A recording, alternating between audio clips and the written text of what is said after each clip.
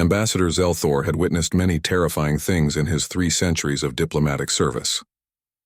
He had watched the Corinthian war fleets reduce planets to ash. He had negotiated with the cold-blooded Vex while they casually discussed extinction-level strategies.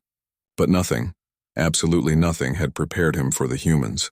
The first human ambassador, a woman named Sarah Chen, arrived at the Galactic Senate with a smile that showed far too many teeth. Zelthor's scales rippled with unease. Every species in the known galaxy understood that predators displayed their teeth as a warning. Yet this human did it while offering gifts. "We brought chocolates," Sarah said cheerfully, distributing small boxes to each delegation. "It's a human tradition when meeting new friends." The Vex ambassador recoiled. "Friends? We have not yet established your species' threat level." Sarah's smile somehow grew wider. "Oh, we prefer to assume friendship first. Innocent until proven guilty, you know." The Senate chamber fell silent. What kind of apex predator assumed friendship with unknown species? Over the following months, the humans continued their disturbing behavior. They shared their technology freely, weapons capable of planetary destruction, carefully wrapped with instruction manuals and safety guidelines. They offered medical aid to former enemies. They sent aid packages to civilizations that had openly discussed bombing Earth. "It's just the right thing to do," human delegates would say, as if morality were a tactical doctrine. Ambassador Zelthor began compiling a report.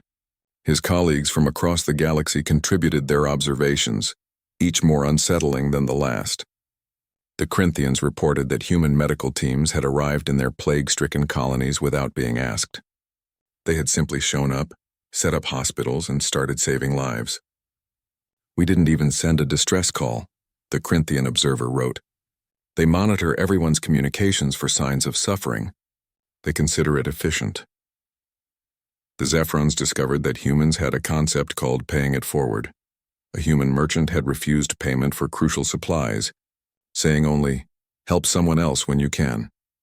The Zephron economic analysts were still trying to model an economy based on voluntary kindness. Their computers kept crashing, but the true horror became apparent during the Thargon crisis. The Thargon Empire had been the galaxy's boogeyman for millennia, a ruthless civilization that had crushed 47 species beneath their military might. When they turned their attention to a defenseless colony world called Praxis 4, every species prepared for the inevitable massacre. The humans sent a single ship, not a warship, a hospital vessel painted white with red symbols. It positioned itself in orbit above Praxis 4, directly in the Thargon fleet's path. "This is Captain Maria Santos of the Terran Medical Corps," the transmission began. "We're here to help evacuate civilians and provide humanitarian aid. We're also willing to offer medical assistance to your fleet if needed. We've noticed your ships are running older life support systems. We have spare parts if you're interested."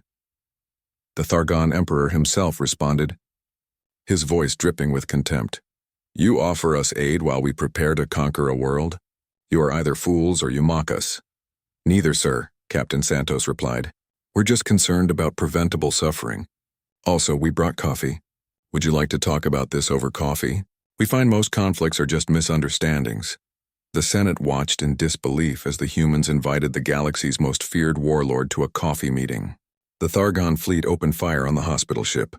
For 3 minutes, the white vessel's shields absorbed the bombardment, while Captain Santos calmly repeated offers of medical assistance and conflict resolution. The ship did not return fire. It simply endured. Then humanity's actual military arrived. 50 warships materialized from hyperspace with a precision that made seasoned admirals weep. They didn't fire immediately. Instead, Admiral James Park broadcasted a message that would become legendary.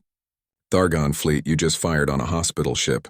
That's disappointing. We're going to have to ask you to leave now. Please don't make us use force. We really don't enjoy it, and you've already hurt our feelings enough today." The word "please" somehow made it more menacing.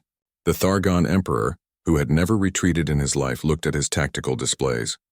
The human ships weren't even targeting his vessels yet. They were simply waiting. With the eerie patience of predators who knew they had already won, he noticed something else. The humans had positioned their ships to protect Praxis 4 but also to shield the Thargon fleet's retreat route. They were giving him an escape path while simultaneously demonstrating they could have blocked it. "You would let us withdraw?" he asked, genuinely confused. "Of course," Admiral Park replied. We'd prefer you leave peacefully. We can even provide navigation assistance if your systems were damaged in the engagement. We don't want anyone getting lost in the nebula nearby. It's quite dangerous." The Thargon fleet retreated. For the first time in their empire's history, they ran from an enemy that had offered them coffee and navigation charts. Ambassador Zelthor presented his findings to the full Galactic Senate 3 weeks later. "The humans are the most dangerous species we have ever encountered," he began. "Not because of their weapons, though those are formidable. Not because of their tactics, though those are brilliant. They are dangerous because they genuinely believe in helping others, even their enemies, especially their enemies." He pulled up footage of human soldiers rebuilding cities they had just conquered, of human doctors treating wounded enemy combatants with the same care as their own troops, of human diplomats who seemed genuinely hurt when their peace offerings were rejected. They have a saying, "Kill them with kindness." We believed it was metaphorical. It is not. Their kindness is a weapon more terrifying than any bomb because it is sincere. They will help you, save you, offer you coffee, and give you every opportunity to choose peace. And if you refuse all of that, if you force them to fight, you face an enemy who tried everything else first. He paused, his scales shifting through colors of unease. They don't enjoy war. They endure it as a last resort, and that makes them unstoppable, because when violence is the only option left, they pursue it with the same terrifying competence they apply to helping. They are predators who prefer to feed their prey. They are warriors who offer their enemies medical aid. They are the apex species because they choose mercy first, and that choice makes them unbeatable. The Senate chamber remained silent for a long moment. Finally, the Vex ambassador spoke. "What do you recommend?" Ambassador Zelthor's response was immediate.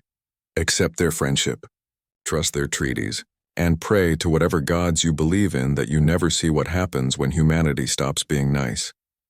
The motion to approve Earth's full membership in the Galactic Senate passed unanimously. Every delegate had received a box of human chocolates, and not one of them wanted to find out what the humans would send if diplomacy failed.